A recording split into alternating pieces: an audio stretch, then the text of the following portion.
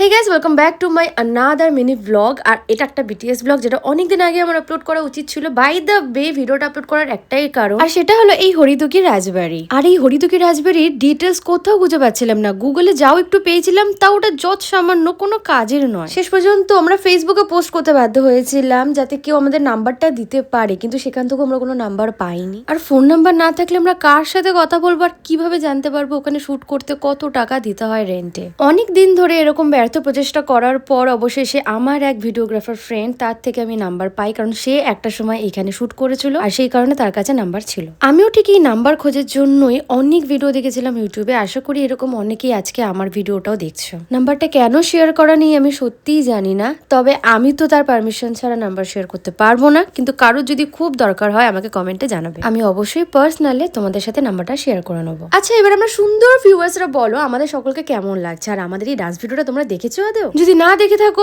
চিন্তা নেই, পরপর দুটো ডান্স ভিডিও আমরা শেয়ার করেছি, আর দুটো ডান্স ভিডিওর লিংক আমি আমার কমেন্ট বক্সে দিয়ে দেবো। তবে দেখো কিন্তু প্লিজ প্লিজ প্লিজ দেখো। হরিদুকি রাজবাড়ির কিছু রুলস রেগুলেশন ছিল যেটা আমরা ব্রেক করে ফেলেছিলাম, তার জন্য আমরা বকাও খেয়েছিলাম কাকুর কাছে। তবে কাকু এত ভালো যে সবটাই মেনে নিয়েছিল। তো তোমরা ভিডিও শুট করলে তোমরা কিন্তু আবির ছুড়বে না, ওখানে আবির ইউজ করা একদম স্ট্রিক্টলি বারণ। এবার রেন্টের বিষয়ে আসি। রেন্ট নিয়েছিল পার আওয়ার 1000 করে। আর যদি তোমরা এসি গ্রিন রুম নাও, মানে রেডি হওয়ার জন্য রুম নাও এসি, তাহলে সেটা 200 টাকা এক্সট্রা হবে। আর যদি এসি আলা না নাও তাহলে অবভিয়াসলি সেটা 1000ই থাকবে। তবে এখন হয়তো রেন্ট আপ ডাউন হতে পারে, সে বিষয়ে আমার কোনো ধারণা নেই। তোমাদের কন্ট্যাক্ট নাম্বার দিয়ে দেওয়া হবে, তোমরা কন্ট্যাক্ট নাম্বারে ফোন করে সব ডিটেলস জেনে নিও। এই ডান্স ভিডিওর মেকআপটা আমার one of my favourite makeup. Actually লুকটা না আমরা অনেক ভেবে চিন্তে এরকম একটা লুক ক্রিয়েট করেছিলাম যেটা দারুণ মানিয়েছিল সকলকে। আর এই স্কার্ট গুলো কিন্তু মিশো থেকে নেওয়া। তোমরা যদি কেউ মিশো থেকে নিতে চাও আমাকে জানিও, কমিউনিটি বক্সে আমি লিঙ্ক শেয়ার করে দেবো। ভিডিওটা হেল্পফুল লাগলো কিনা অবশ্যই জানাবে। ততক্ষণ আমি চিকেন খেতে থাকি, তোমরা সাবস্ক্রাইব করতে ভুলবে না। টাটা।